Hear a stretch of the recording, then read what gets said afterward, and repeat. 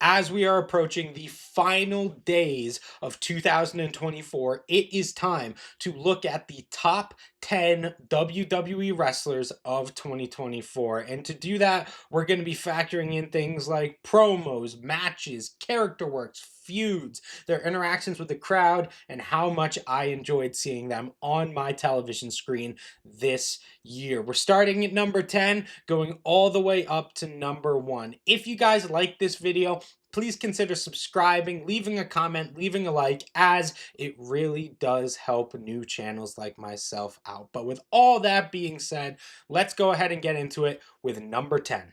So I had the number 1 through 9 positions on this list pretty much locked in. I knew who was going to be in there. It was just a matter of which order they would fall in. And really the biggest one that was up for debate was who would come in at number 10. And I considered people like Damian Priest, like Liv Morgan, like LA Knight. I thought about jumping down to NXT and talking about Trick Williams and Roxanne Perez. But ultimately, the person I decided to go with for number 10 was the individual who, perhaps more than any other wrestler in 2024, made me most excited when they were on screen. And that's Jacob Fatu. When Jacob is on screen, he just brings this energy that nobody else in WWE really has. And it's incredible what he's been able to do. And I would like to say that it would be easy for him because he was put in a very prominent position of the biggest storyline in the company when he initially debuted this year. But there's such a large margin for failure within that role because he has to establish and maintain this killer animalistic aura throughout this entire storyline. He's been doing so for about 6 months. And while the booking does help, a large portion of that responsibility to maintain that character and maintain that aura has been on Jacob Fatu. And he has just done phenomenal with it.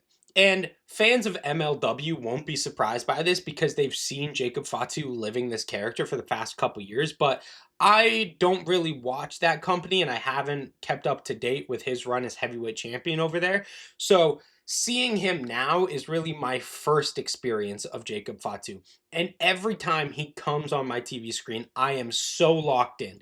He was easily the best part of the War Games match this year, and his interactions with Roman Reigns and CM Punk, and even outside of the match, his interactions with Cody Rhodes and with Braun Breaker, they're just so exciting. He brings this level of energy that nobody else in WWE really has. He's easily the breakout star in WWE in 2024 for me, and I think his ceiling is absolutely limitless. I could easily see him getting up into the top 5 in the next year, and in a couple years, there's no reason why he shouldn't be number 1. So, for his first year in WWE, an absolutely phenomenal smash success, Jacob Fatu comes in at number 10. For our number 9 entry, we are jumping across the aisle in the Bloodline storyline and getting someone from the OG Bloodline, that being Jey Uso. And Jey is on this list entirely due to character and charisma because it's really not because of his wrestling. We saw at WrestleMania 40 this year him have probably the worst match of the year with Jimmy. And just a lot of his matches, the Braun Breaker singles match on Raw excluded, haven't really lived up to the hype his character brings when coming down to the ring. But having said that, wrestling is a very unique industry in that a lot of times it can forgive those shortcomings. And if you have this charisma and aura about you, the matches don't always need to be great.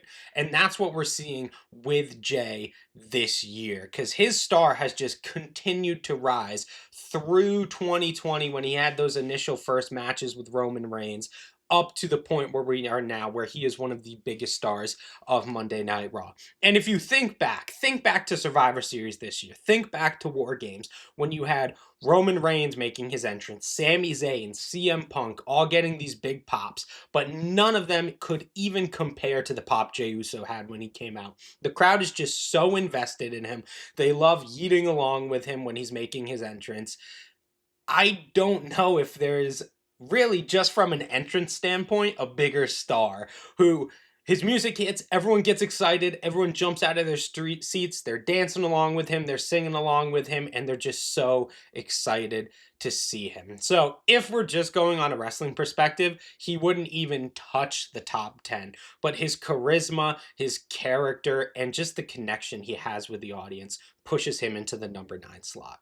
For our number 8 entry, we are going to move away from the Bloodline saga and look at the current Intercontinental Champion, Braun Breaker, who has this year been one of the most consistently great in ring performers in all of WWE. Before recording this video, sat down and was writing out my script for everything I was going to say, and I tried to think of a bad match Braun has had this year. And I really couldn't come up with one. And maybe that's just me forgetting and putting stuff out of my mind. But I feel like every time Braun is on screen, he delivers. And more so than that, he gets better in every single encounter. Like some of the matches he's had in the last 4 months of the year have been absolutely phenomenal. He gave us a match of the year contender with Jey Uso on Monday Night Raw, great matches with Sheamus and Ludwig Kaiser, and then at Survivor Series, another match of the year contender in that triple threat.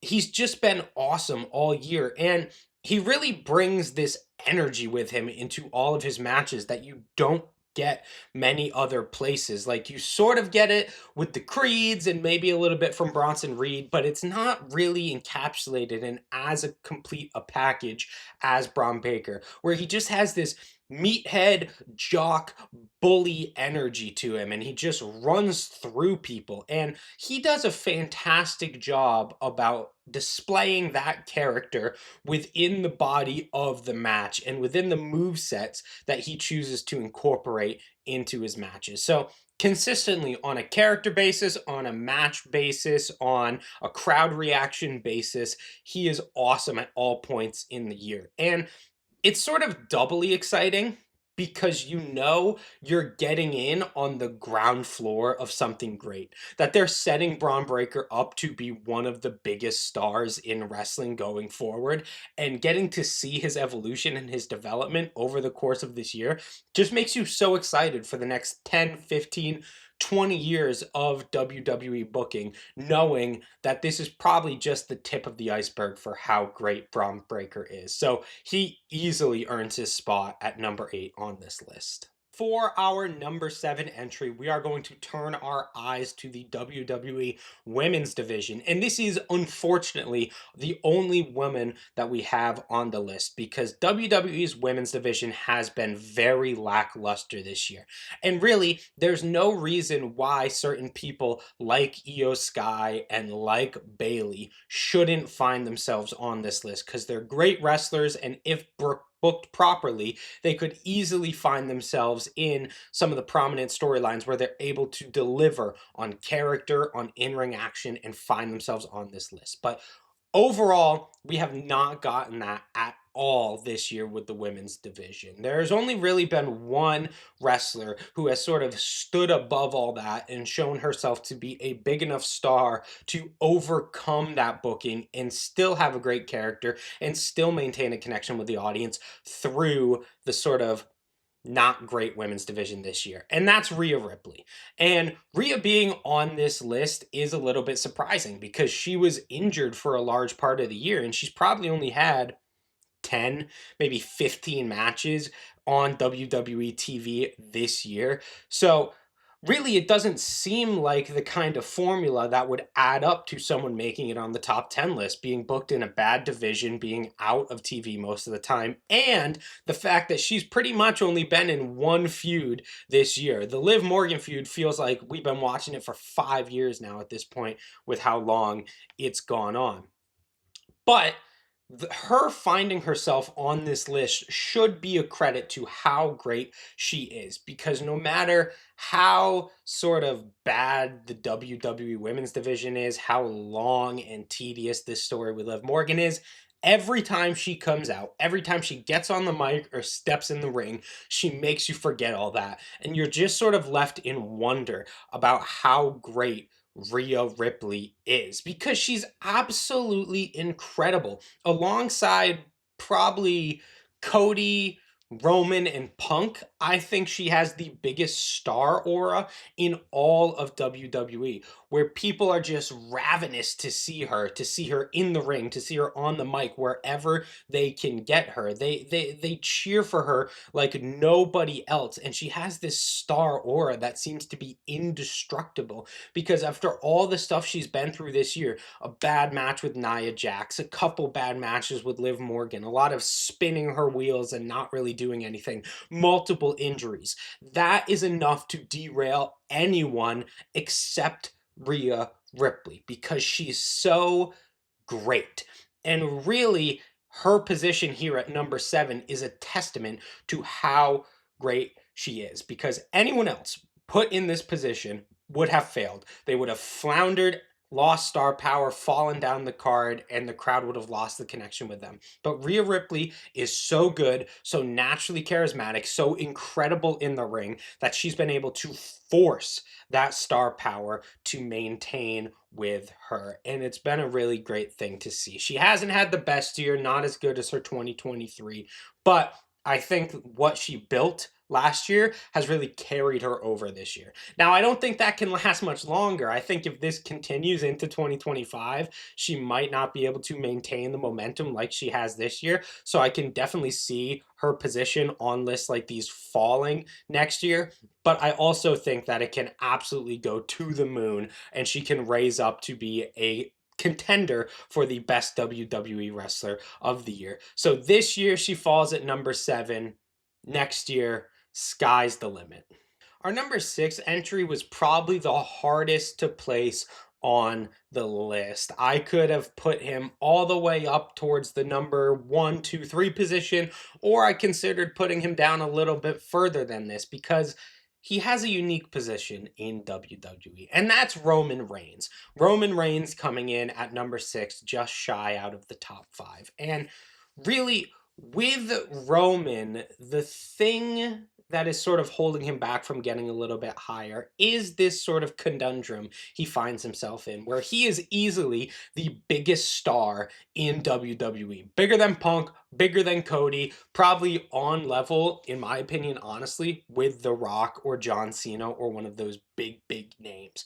But in order to maintain that star power, he can't really be on TV every week. He just has to make the occasional appearance to really make him feel like a special attraction and avoid making him just part of the furniture that's there every week. So the moments and the matches that you would hope Roman Reigns would deliver just haven't been as present this year. He's had some absolutely great stuff this year. His match with Cody at WrestleMania, his return at SummerSlam, his role in the War Games match. But those are just a few examples, and really, they're pretty few and far between.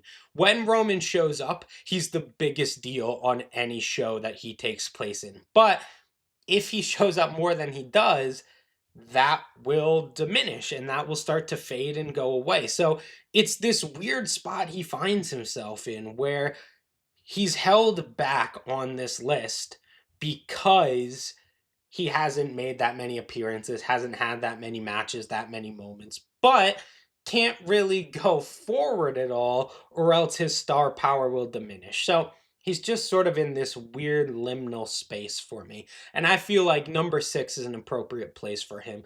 Just shy of the top 5, where we're going to see guys who are in there pretty much every single week, having great matches, great promos, great feuds. But still finding himself on a place on this list where we can respect and acknowledge our tribal chief. And now we are into the top 5, the most illustrious position for WWE wrestlers to be in. Not really, because I'm just some dude standing in front of the closet and don't really know what I'm talking about. But you get my point. These are the people who have put in the best work this year, had the best matches, the best characters, the best feuds and promos. This is really the top cream of the crop. And starting out with number 5, we have CM Punk. Someone who has found himself in a little bit of a weird position this year in that he wasn't around for a lot of his major feud. He has been in a feud pretty much since January, ending in October, with Drew McIntyre. And for large portions of that, he was injured and had to be off screen. But when he was on screen, he was just the most engaging, unique, dynamic character that WWE had to offer. The best promos this year were cut by CM Punk. He had you on the hook for every single story beat, even when the story threatened to fall apart a little bit, like when they focused too much on the bracelet or when they had bad matches at SummerSlam or Bash at Berlin. I shouldn't say bad matches, just matches that didn't meet people's expectation. When those things fell short, Punk was able to pull you back in through sheer force of personality, a cult of personality, if you will, to be enraptured by the story all over again. And Drew McIntyre had a hand in that as well, and we will talk about Drew in just a little bit. But I feel like Punk brought this star aura to this storyline where you feel like this is the main event. This is the biggest thing happening on Raw, potentially the biggest storyline in WWE right now. This is what I should care about. This is what I should get invested in. And really, no one other than CM Punk could have brought that into this storyline. It could have been great. It could have been an awesome storyline, but it couldn't have been main event, one of the greatest feuds of the decade, without Punk in there to make it feel special and to make it feel unique. And that's not even getting into his match of the year contender with McIntyre inside Hell in a Cell at Bad Blood. An absolutely incredible match to finish off their awesome storyline. So if Punk was around all year and maybe if he had a couple more feuds, he could raise a little bit higher on this list. But for what he did this year, I feel like number 5 is the perfect position for him. Up next, we have the greatest underdog babyface of all time in pro wrestling, and that's Sami Zayn. To start, I just want to look at his feud and match at WrestleMania with Gunther because really there was so much going up against them in that match because not a lot of people wanted it to be Sami. Everyone wanted it to be Chad Gable because Chad, in the end of 2023, was setting up this big blow off match with Gunther that we never really got. And people were just behind him. They wanted to see him succeed. They wanted to see him beat Gunther for the title. So when Sami was announced as Gunther's WrestleMania opponent, people were sort of just scratching their heads going, really? Is Sami the guy to beat Gunther? Not Chad? Sami's the guy? And then you see him on the night having this backstage promo with his wife, his kid, talking to Chad, talking to Kevin, and then making his entrance. And just this groundswell of support, the fans coming up for him, treating him like their biggest conquering babyface of all time. And you go, oh yeah, of course Sami's the guy, because he's the best, because we want everything for him. We want him to win every title. We want him to find happiness and succeed in everything he tries to do, because he just has this unique ability, like no one else in wrestling not named Willow Nightingale, to make you get behind them no matter what they are doing. Even if they're going against seemingly unconquerable odds, like facing the greatest intercontinental champion of all time in Gunther. And then he goes in the ring and he delivers what is potentially match of the night. And he will deliver a match of the night every single night he is wrestling. And really the thing that pushes Sami above someone like Punk and Roman and Rhea in my mind is that he's there every single week and he's giving you great promos, great matches, great character work, great feud, anything you could possibly want out of pro wrestling. Sami Zayn does it to the highest level. He is one of the best all-round workers in pro wrestling today, and he does it on a weekly basis. Apart from Gunther, he's had great programs this year with Drew, with Seth, with Braun Breaker, with Chad Gable as part of the Bloodline. He has done it all this year to the best, highest degree that it can be done. So I feel like there is no more appropriate spot on this list for Sami Zayn than our number 4 position. Coming in at number 3, we have someone who honestly had a little bit of an up and down year in Gunther.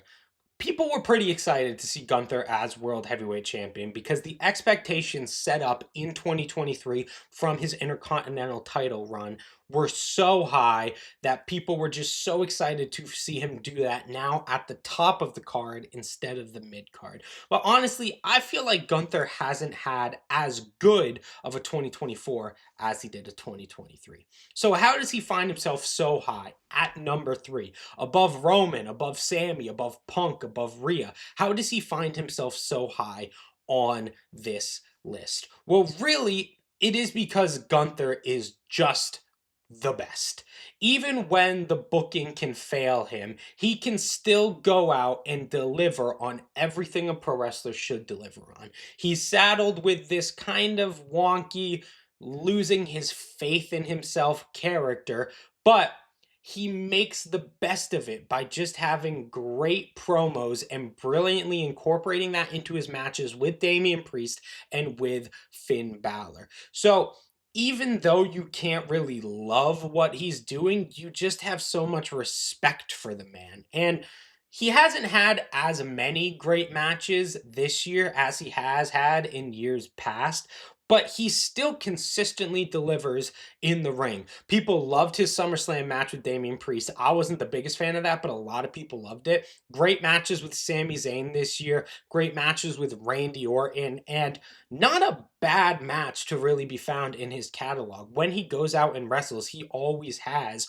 really good matches. A great performance in the Rumble this year, a lot of good matches on Raw. It's just not to the level people would expect from his Intercontinental Championship run. So the fact that he still ranks this high and gets at number 3 is really a credit to the man, because even when WWE saddles him with some not so great opponents, some feuds people aren't excited for, a character that is definitely wonky and not what people wanted from Gunther in 2024, he still blows our expectations out of the water and takes things that could turn into crap and makes them into gold. So absolutely, he deserves being number 3 as a result. I would like to see him higher next year, and I would like to see the booking sort of get behind him a little bit more, where he could raise up into the number 2 or number 1 position, because easily Gunther could do that. But I feel like the booking's been holding him a little bit down this year. So number 3 is an appropriate position for him.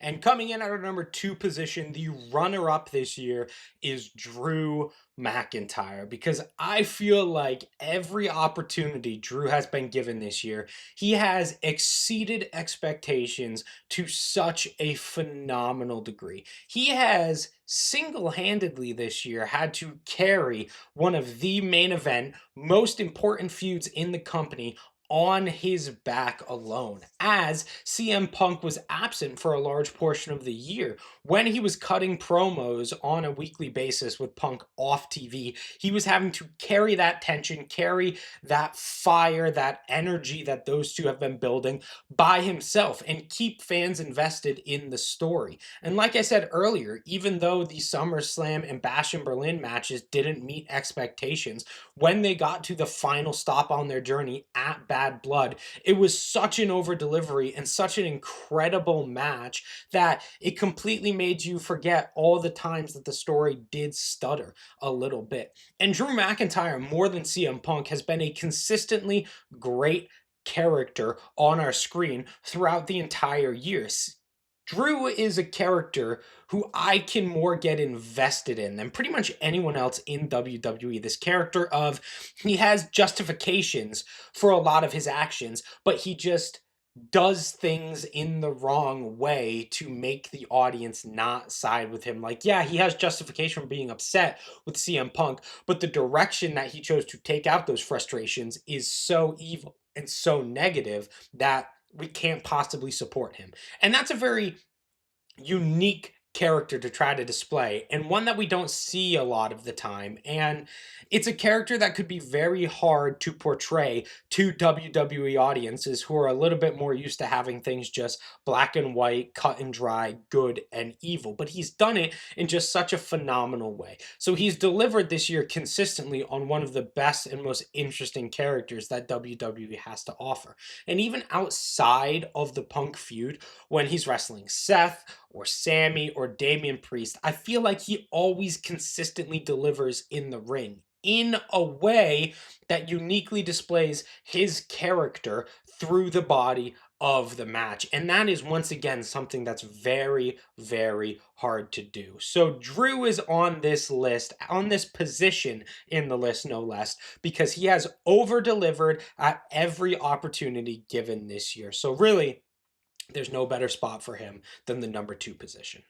And finally, at the top of the list, our number 1 entry, the best wrestler in WWE in 2024, is the greatest babyface we have seen since Hulk Hogan in the 1980s, and that is Cody Rhodes. An honest to God babyface who doesn't need to be edgy, doesn't need to be a badass, doesn't need to be an anti-hero, can just be someone who goes out there, takes pictures with families, kisses the babies, shakes the hands, does everything you would want the good guy to do, and is just loved for it. And it's been such a long time since fans have been able to look at a wrestler and go, hey, that's the guy we want. That's the guy we want to see on top. We want to see him as the top champion, and we want to see him every week on TV. And also have the company go, this is our guy. This is the guy who we're putting on the billboards and the posters and all the merchandise, the person who we're going to have main event all the pay-per-views, the person who we are going to push as being the best wrestler in the company. And it's so nice when those two things just marry up with each other, because they haven't in so long, probably since Stone Cold Steve Austin. We haven't really seen those two concepts marry up to each other. So it's just so refreshing almost to get it here. And not only that, he is excellent in the role. He's such a good promo where he can just get you behind anything he's saying, get you invested in any feud, make you hate any heel who he is going against. And in his matches, he has such an incredible way of giving the other guy enough to where you think, oh man, Cody's in trouble, but not giving up enough to where you think, he's not going to come back. That's our guy. That's our champion. That's the person who will always be able to bring it out in the end. He's just created this new character that hasn't existed for decades in WWE. And that's more impressive than anyone else in wrestling this year. People have succeeded in predefined roles, but no one has brought this previously dead role, this thing that was just in the ground, buried, and taking it out of the grave and said, no, I am the best. I'm going to make you get behind me. And I don't have to be edgy. I don't have to swear. I don't have to be a badass. I don't have to be an anti hero. I can just be the nicest guy and have everyone get behind me. And we all did, myself included. Everyone watching loved Cody Rhodes this year. He's had incredible matches. He's cut great promos. He's had some all-time feuds with The Rock and Roman Reigns and Kevin Owens, and it's just been incredible to see. When you're watching Cody Rhodes in 2024, and I have no doubt this will carry into 2025, you feel like you're watching a piece of history. You feel like in 10 or 20 years, people are going to be talking about the Cody Rhodes WWE Championship run of 2024. That's how great it's been. So there is really no competition for anyone else who could go in this number 1 position other than Cody. And that's the list, the 10 best wrestlers of WWE. What did you guys think? Do you think Cody should have been number 1, or should Punk or Roman or Rhea or Drew or Gunther have been higher? Was there anyone who deserved to be on the list that I left out? Should Damian or Trick Williams or Roxanne Perez have been included for this work this year on this list? Let me know down in the comments below. If you like the video, please consider subscribing, leaving a comment, leaving a like, as it truly does help a new channel like mine out. With all that being said, I have been Isaiah from Hot Tag Wrestling. Thank you guys very much for watching, and I'll see you next time.